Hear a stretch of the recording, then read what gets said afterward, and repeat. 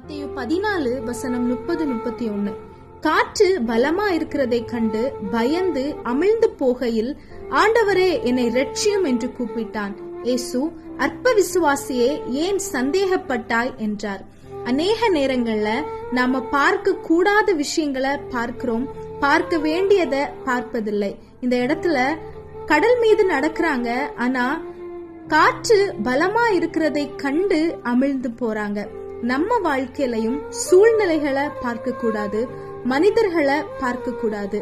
வாக்கு தந்த இயேசுவை மாத்திரம் நோக்கி பார்க்க வேண்டும். சூழ்நிலைகளை காட்டிலும் பெரிய தேவன் நம்ம வாழ்க்கையில அற்புதங்கள், அதிசயங்கள், அடையாளங்கள், நமக்கு கர்த்தர் சொன்ன காரியங்களை நிறைவேற்றுவார். சோ காற்று பலமா இருக்கும்போது அந்த காற்றையோ கடலையோ பார்க்காதபடிக்கு அவைகளை சிருஷ்டித்த இயேசுவை நோக்கி பார்க்கும்போது நம்ம வாழ்க்கையில மூழ்க மாட்டோம்.